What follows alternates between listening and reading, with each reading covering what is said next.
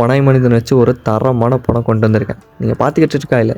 லாஸ்ட்டாக ஒரு வீடியோ போட்டுருந்தோம், சரியாக வியூஸ் போல். அந்த படம் கண்டிப்பாக நல்லாயிருக்கும். ஐ பட்டனில் இருக்குது, செக் பண்ணி பாருங்கள். படத்தோட ஆரம்பத்தில் ஒரு பாட்டி வில்லியம்ஸ் கத்திட்டு வராங்க. சட்டான்னு திரும்பி பார்க்குறாங்க, ஏதோ ஒரு உயிரினம் அவங்களுக்கு அடித்து தின்னுருது.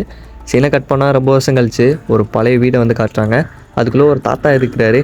இப்போ காமிக்கிறாங்களே, இவர் தான் ஹீரோ. இவருக்கு ஒரு பொண்ணு வந்து இருக்குது. அவள் அந்த வீடே வந்து சின்ன மினேச்சராக செஞ்சு விளாண்டுட்டுருக்கா. இவளுக்கு ஏதோ ஒரு பிரச்சனை இருக்குது போல். ஆக்சிஜன் வந்து எடுத்துகிட்ருக்கா தனியாக ஒரு சிலிண்டர் வச்சு. இவங்க அம்மா அப்பா கிளம்பிட்டுருக்காங்க. வெளியே வந்து அவர் தாத்தா ஒரு கொளுத்த பண்ணியை தூக்கி அவங்க அம்மா கிட்ட கொடுக்க காருக்குள்ளே வச்சு கிளம்பி போயிட்டே வந்து இருக்கிறாங்க. இதை பார்த்துட்டு இருந்த அந்த பொண்ணு சிலிண்டர் கேஸை தூக்கி போட்டு இந்த காரு பின்னாடியே வெறித்தனமாக ஓடியாடுறா.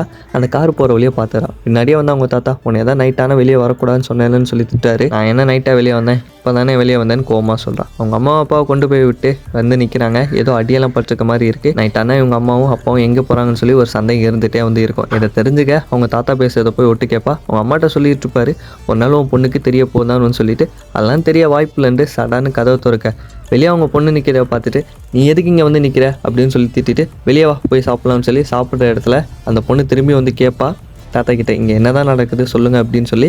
அவரும் இங்கே ஒன்றும் நடக்கலாமா அப்படின்னு சொல்லி சமாளிச்சுட்ருப்பாரு.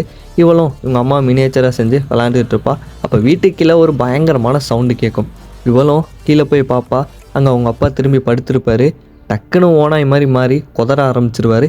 இவளும் பயந்துட்டு எந்திரிச்சு பாப்பா. இது ஒரு கனவு. அதனால ஆகுது இவங்க அப்பாவை இவங்க அம்மா போய் கூப்பிட்டு வந்துடுவாங்க. அவருக்கு ரொம்பவே அடிபட்டிருக்கும். இதை அவள் பார்த்துட்டு தான் வந்து இருப்பாள்.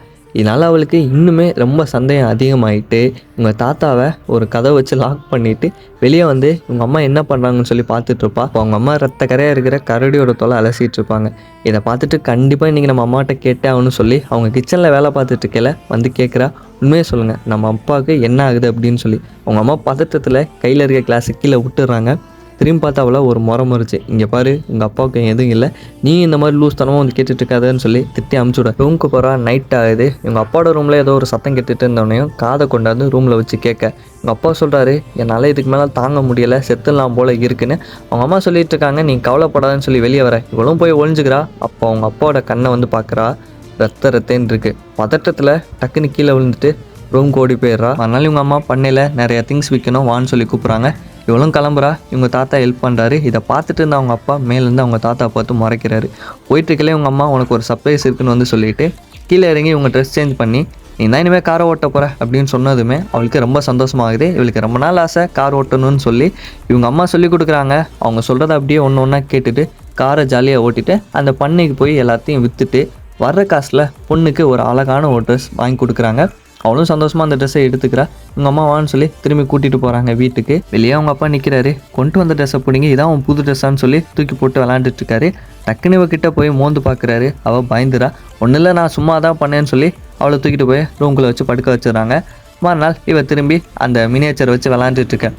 அவங்க அம்மா பார்த்துட்டு, இங்கே பாரு உனக்கு சாப்பாடெல்லாம் ரெடி பண்ணிட்டேன், நான் போக வேண்டிய நேரம் வந்துடுச்சு, தாத்தா உனக்கு ஹெல்ப் பண்ணுவாருன்னு சொல்லிட்டு அவங்க கிளம்பி போகிறாங்க. வழக்கம் போல் ஒரு பண்ணியை தூக்கி போட்டு காருக்குள்ளே இவங்க அப்பாவும் இவங்க அம்மாவும் கிளம்ப. இதை பார்த்துட்டு இருந்தா அந்த பொண்ணு பின்னாடி அவ்வளோ தூரம் ஓடி வரா. இவங்க அப்பாவை இறக்கி விட்டு அங்கே இருக்கிற பண்ணியை எடுத்து தூக்கி வச்சு உள்ளே வந்து கொண்டு போயிட்டு இருக்கதை இவள் பார்த்துட்டு தான் வந்து இருக்கிறா. அது ஒரு பழைய கோட்டை மாதிரி வந்து இருக்குது. இவளும் அப்படியே மெதுவாக பின்னாடி போக உள்ளே கொண்டு போய் அவங்க அப்பாவை செயின் மாதிரி ஒன்று அதில் வச்சு லாக் பண்ணி அவங்க அம்மா போட்டு விட்டுறாங்க. இதை பார்த்துட்டு இருந்தால் அவளுக்கு ரொம்ப அதிர்ச்சி ஆகுது. உடனே அவள் உள்ளே போகணுன்னு சொல்லி யோசிக்கிறா. அவங்க அம்மா வெளியே வர நேரமாக பார்த்து டக்குன்னு உள்ளே போய் நிற்கிறா.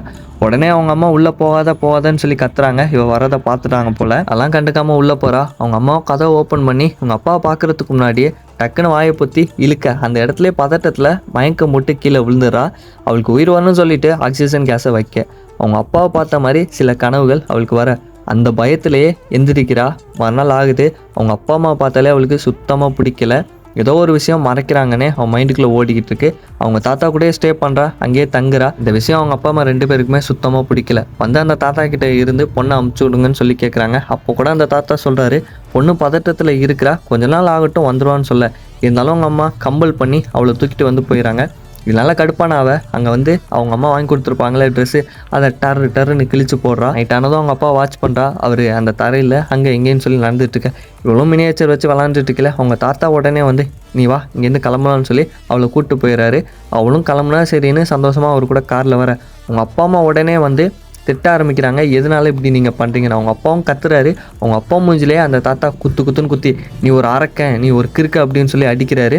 உடனே அவங்க அம்மா, யாரை நீங்கள் திட்டுறீங்க, நீங்கள் தான் ஒரு அரக்கன், நீங்கள் தான் கெட்டவன் அப்படின்னு சொல்லி திட்டுறாங்க. அவருக்கு மனசு கஷ்டமாயிடுது. அந்த இடத்த விட்டு கிளம்பிடுறாரு. அவங்க அம்மா உடனே வந்து அவகிட்ட சொல்கிறாங்க, என்னதான் இருந்தாலும் நான் தான் உன் அம்மா, அவர் தான் உன் அப்பா, நீ ஒழுங்காக என் கூட வந்துருன்னு சொல்லி கூட்டிகிட்டு போகிறாங்க.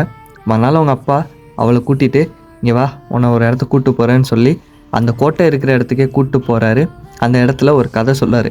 வில்லியம்னு ஒருத்தவர் இருந்தார். அவருக்கு அவங்களோட ஒய்ஃபை ரொம்பவே வந்து பிடிக்கும். அவர் ஃபுல் மூன் ஆகையில் இந்த மாதிரி ஓனாய் மனுஷனாக மாறிடுவார். அது வேறு யாரும் இல்லை, அது என்னோட தாத்தா தான். அதே சக்தி எனக்குமே வந்து இருக்குது. இந்த மாதிரி ஃபுல் மூன் ஆகையில் தாத்தா ஒரு வாட்டி தொலைஞ்சு போக என் பாட்டி தேடி வந்தாங்க. அது அவங்க ஒய்ஃப்னே தெரியாமல் கடித்து தின்னுட்டாரு.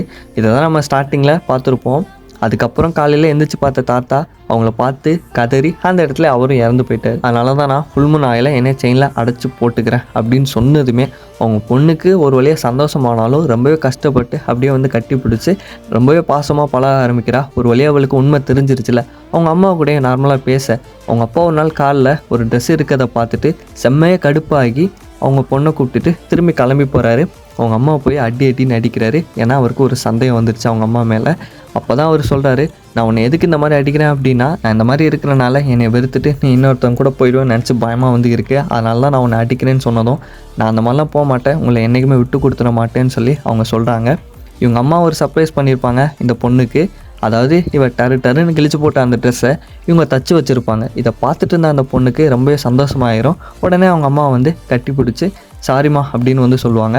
இவளுக்கு அன்றைக்கி பர்த்டே போல் அவங்க அப்பாவும் நிறைய கிஃப்ட் வந்து கொடுக்குறாங்க.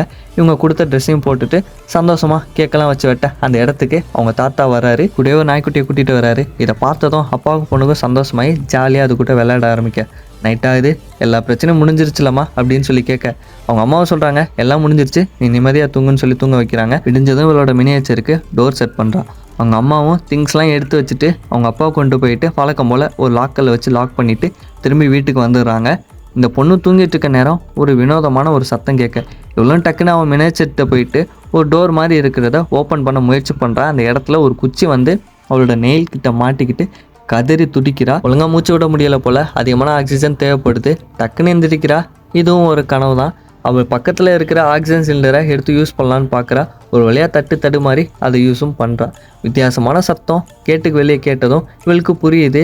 ஃபுல் மூன் வேறு அன்னைக்கு அவங்க அப்பா தான் கத்துறாங்கன்னு நினச்சிட்டு கதவை திறக்கலான்னு வரா. அவங்க தாத்தா உடனே வந்து பிடிச்சி இழுத்துறாரு. இந்த மாதிரி நீ போகாத வான்னு சொல்லி உள்ளே தூக்கிட்டு வராரு. அப்போ கூட அவள் கேட்குறா, வெளியே நிற்கிறது என் அப்பா தானேன்னு சொல்லி. அதெல்லாம் யாரும் இல்லை, நீ ஒழுங்காக இங்கே வந்து தூங்கு, இந்த இடத்த விட்டு வெளியே வரக்கூடாதுன்னு சொல்லி தூங்க வச்சுட்டு திரும்பி பார்க்குறாரு. அவங்க அம்மா வந்து நிற்கிறாங்க.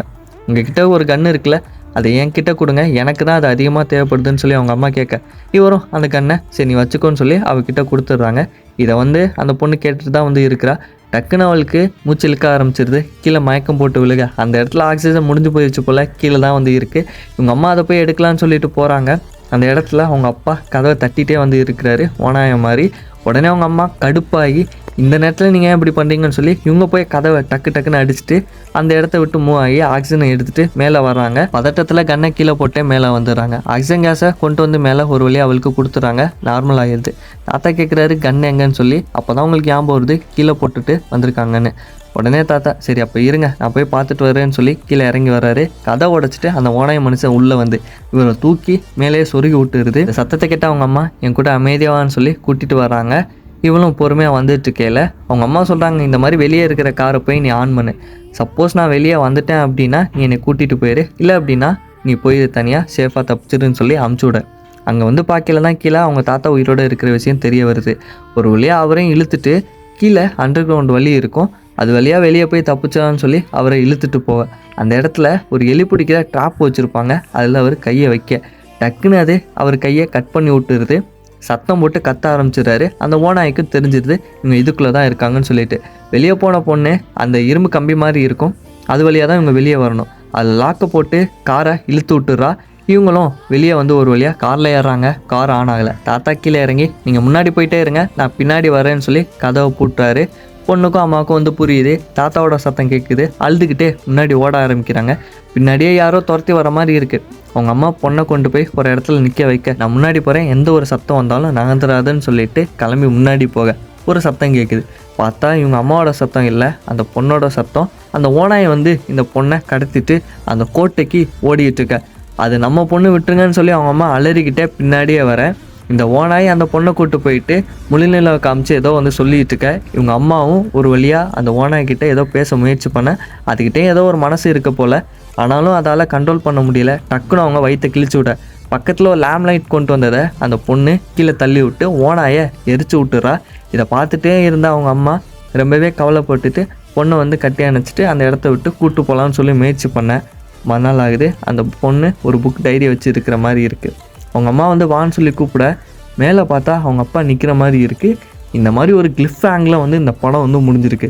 சொல்லப்போனால் அவங்க அப்பா அந்த தீயிலே எரிஞ்சு திரும்பி வந்து அவங்க அம்மா அடின்னு அடிச்சிருக்க மாதிரி வந்து இருக்கும். இவங்க தாத்தாவுக்கும் எங்கள் அப்பாவுக்கும் ஓனாய் சக்தி இருந்துச்சுன்னா இவளுக்குமே அந்த சக்தி இருந்திருக்குல்ல. அப்படி பார்க்கையில் இவங்க அப்பா அந்த இடத்த விட்டு தப்பிச்சு கூட்டிகிட்டு வந்து இருந்தா இவங்க அம்மா திரும்பி வந்து இவளை கூட்டிகிட்டு போக வந்திருக்காங்க. இவளும் வந்து ஓனாய் சக்தி இருக்கனால அவங்க அப்பாவுக்கு தானே சப்போர்ட் பண்ணுவாள்.